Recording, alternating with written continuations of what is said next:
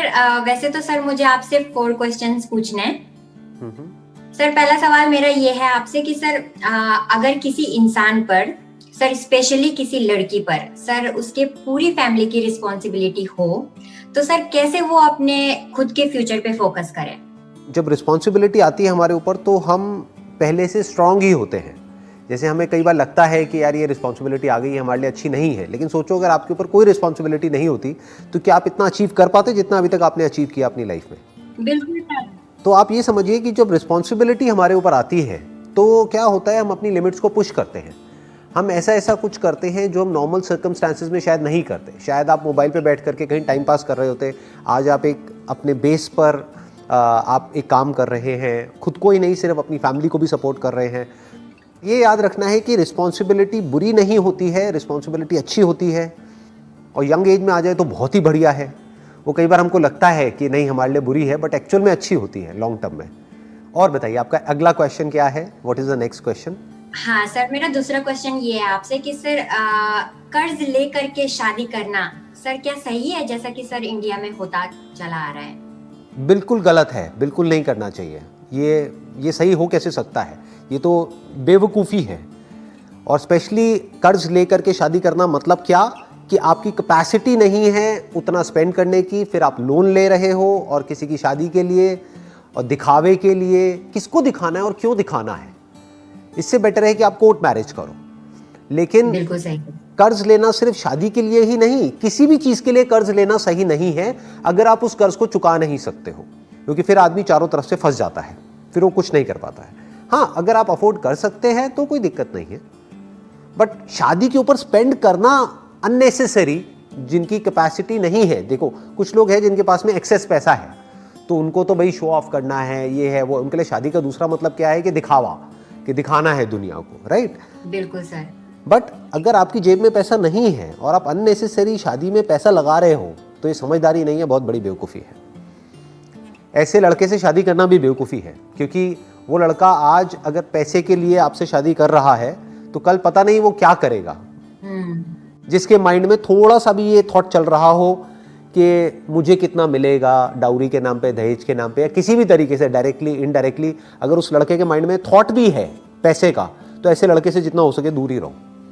जो लड़का आपसे प्यार करता है और आपसे शादी कर रहा है आपके लिए, क्योंकि उसको लगता है कि आप और वो मिल करके एक अच्छी लाइफ जी सकते हैं, तो फिर कोई दिक्कत नहीं है। फिर उसको पैसे से भी कोई मतलब नहीं है। वो तो फिर चाहे आप कोर्ट मैरिज करो, चाहे कैसे भी करो, किसी मंदिर में थोड़े से फेरे लगा लिए, हो गया काम खत्म।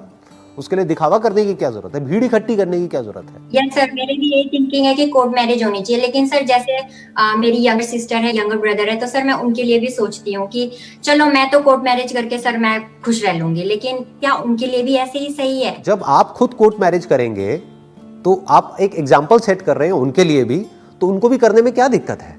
अगर आप लोग फाइनेंशियली अफोर्ड नहीं कर सकते तो अननेसेसरी अपने ऊपर प्रेशर क्रिएट क्यों करना है?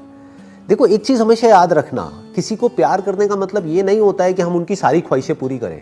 Yes sir, that's true.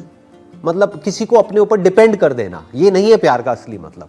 प्यार का मतलब ये है कि उनकी अपनी लाइफ है और उनकी अपनी जो स्ट्रगल्स हैं वो उनको खुद उससे बाहर आना है, खुद उनको देखना है। ये नहीं कि पूरा का पूरा बर्डन उठा करके आप पे डाल दिया। क्योंकि आपके पहले क्वेश्चन से मैं थोड़ा सा आइडिया लगा पा रहा हूँ कि एग्जैक्टली सिचुएशन क्या चल रही है, तो उसके बेसिस पे मैं ये बात कह रहा हूँ। मैं आपको एक छोटी सी कहानी सुनाता हूँ, उसको आप देखना, थोड़ा समझने की कोशिश करना।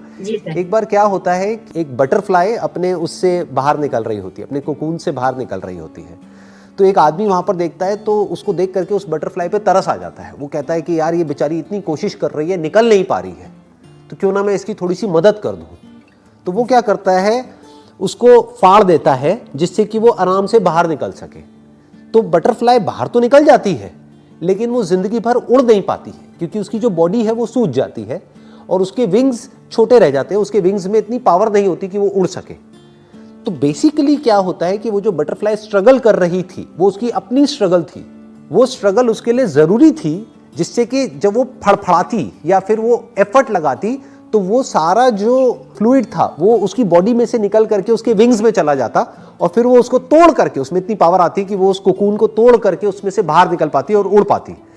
लेकिन इस पॉसिबिलिटी को ही उस आदमी ने खराब कर दिया जिसको उस बटरफ्लाई पे तरस आ गया। तो कभी भी किसी के लिए हमको इतना नहीं करना चाहिए कि उनकी लाइफ ही खराब हो जाए या फिर वो खुद कुछ ना कर पाए। आपको एक लेवल तक ही सामने वाले को सपोर्ट करना चाहिए, उसके बियॉन्ड अगर हम उनको सपोर्ट कर रहे हैं तो वो उनके लिए अच्छा नहीं है, उनके लिए बुरा है, क्योंकि हमने उनको डिपेंड कर दिया है अपने ऊपर। हम उनका फायदा नहीं कर रहे, उनका नुकसान कर रहे हैं। बिल्कुल सही। जैसे हमने स्ट्रगल करी है, जैसे आपने स्ट्रगल करी है, वैसे ही आपके भाई बहनों को भी स्ट्रगल करनी ही पड़ेगी अगर उनको लाइफ में कुछ अचीव करना है। तो ये उनको क्लियर होना चाहिए। ये नहीं कि आप ही उनका पूरा का पूरा भार उठाओ पूरी जिंदगी के लिए, ये अच्छा नहीं है उनके लिए। This is not good for them, this is not good for you. मेरी इस बात को मैंने इशारे में कहा है, लेकिन हो सके तो आप समझिएगा और अपनी लाइफ से रिलेट करिएगा। कुछ आइडिया मिला आपको मेरी इस बात से? कुछ कनेक्ट किया आपने? हाँ जी सर, बिल्कुल बिल्कुल सर, स्पष्ट हो गया, क्लियर हो गया सर। वेरी नाइस, बहुत बढ़िया। अब बताइए आपका तीसरा क्वेश्चन क्या है? आपने पूरी क्वेश्चंस की दुकान खोल ली है। हाँ, तो सर मेरा तीसरा क्वेश्चन ये है आपसे कि सर जैसे सब कहते हैं कि हार्ड वर्क कीजिए, हार्ड वर्क कीजिए। जैसे सर बुक्स में भी लिखा है कि hard work is the key to success, है ना, हार्ड वर्क करेंगे तभी सक्सेस मिलेगी। तो सर मैं कंपनी में सर 12-12, 13-13 घंटा जॉब करती हूँ सर। वीकेंड्स में सर मैं बच्चों को ट्यूशंस भी दे रही हूँ और सर एक छोटा सा यूट्यूब चैनल भी चला रही हूँ। तो सर क्या ये हार्ड वर्क है? क्या होता है सर हकीकत में हार्ड वर्क? देखो ध्यान से समझना, hard work must always be there in the right direction. सिर्फ हार्डवर्क से कुछ नहीं होता। जैसे एक रिक्शे वाला है, वो बहुत हार्डवर्क करता है, दिन में 12-12 घंटे, 13-13 घंटे रिक्शा चलाता है, लेकिन एंड में उसको क्या मिलता है? कुछ रुपए मिलते हैं, जिससे कि बहुत ही मुश्किल से उसका और उसकी फैमिली का गुजारा हो पाता है। तो सिर्फ हार्डवर्क से कुछ नहीं होता है। Hard work must be in the right direction, that means it must be smart work. कि आपको समझ आना चाहिए जो भी आप कर रहे हो उसके हिसाब से आउटकम आ रहा है या नहीं आ रहा है। फॉर एग्जाम्पल, आप एक कंपनी में 12 घंटे काम कर रहे हो, तो 8 घंटे की एक शिफ्ट होती है ऑफिशियली, तो क्या 4 घंटे का आपको ओवर टाइम मिल रहा है या नहीं मिल रहा है? अगर तो मिल रहा है तो ठीक है, अगर नहीं मिल रहा है तो आइडियली आपको उस कंपनी को छोड़ के किसी और कंपनी को ज्वाइन करना चाहिए जहां पे कि आपके हार्डवर्क की सही वैल्यू करी जा सके। Yes sir. आप कह रहे हो कि मैं एक YouTube चैनल भी चला रही हूँ, वो YouTube चैनल ग्रो कर रहा है या नहीं कर रहा है? मानो आपने वीडियोस तो 1000 डाल दी और सब्सक्राइबर्स आपके हैं 100, तो दैट मीन्स कि आप हार्डवर्क सही डायरेक्शन में नहीं कर रहे हो। तो आपको ये भी देखना है कि जहां पर मैं मेहनत कर रही हूं, जिस डायरेक्शन में कर रही हूं, वहां से मुझे रिजल्ट मिल भी रहा है जितना मिलना चाहिए या नहीं मिल रहा है। अगर इसको ध्यान में रख करके आप प्रॉपर तरीके से मेहनत कर रहे हो तो that is called smart work, that is not hard work. और बताइए क्या है लास्ट क्वेश्चन आपका? सर मेरा लास्ट क्वेश्चन ये है आपसे कि हाँ। सर सभी की लाइफ में गुड डेज भी होते हैं सर, बैड डेज भी होते हैं, सभी की लाइफ में प्रॉब्लम्स होती हैं सर, आपकी भी लाइफ में प्रॉब्लम्स होती होंगी ऑफ कोर्स। तो सर आप सर हमेशा हैप्पी रहते हो, मोटिवेटेड रहते हो, लोगों को मोटिवेट करते हो, तो सर कैसे सर, क्या राज है?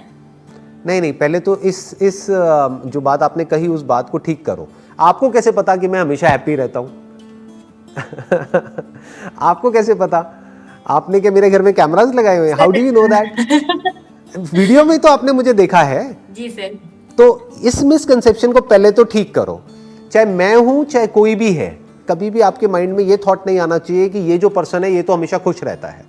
ऐसे अजम्पशंस नहीं बनाने हैं, ये सब गलत है। जैसे आपकी लाइफ में अप्स एंड डाउन्स आते हैं ऐसे ही मेरी लाइफ में आते हैं। जैसे आपकी लाइफ में मूड स्विंग्स होते हैं ऐसे ही मेरी लाइफ में होते हैं। जैसे आपकी लाइफ में कुछ उल्टे थॉट्स आते हैं मेरी लाइफ में भी आते हैं। बट फर्क क्या होता है कि कौन कितनी जल्दी उससे बाहर आ सकता है, बस इतना सा फर्क होता है। कभी ये मत समझ लेना कि कोई भी ऐसा इंसान है जिसकी लाइफ में अप्स एंड डाउन्स नहीं आते हैं या सुख दुख नहीं आता है, हमेशा सुखी सुख होता है।